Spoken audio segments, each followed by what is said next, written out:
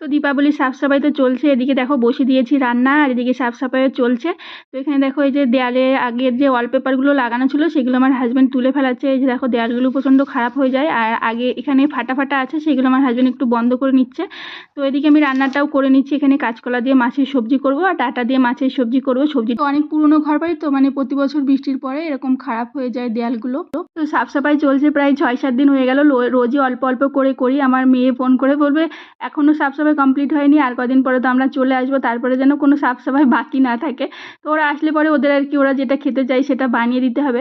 আর আমি যদি সেই সময় সাফ সাফাই করি তখন বলবো আমার কষ্ট হয়ে গেছে, আজকে আর বানাবো না, পরে বানিয়ে দেবো।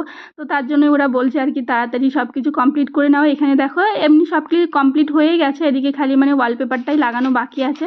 তো এই যে তোমাদের দেখালাম একটু একটু করে ওয়ালপেপার লাগাচ্ছি। একটুখানি এটা ডাঁটা সবজি বানাচ্ছিলাম, একটু ভাজা জিরের গুঁড়ো দিয়ে দেবো। তো এখানে দেখো আমি আমার হাজব্যান্ড দুজনে মিলেই লাগিয়ে নিচ্ছি।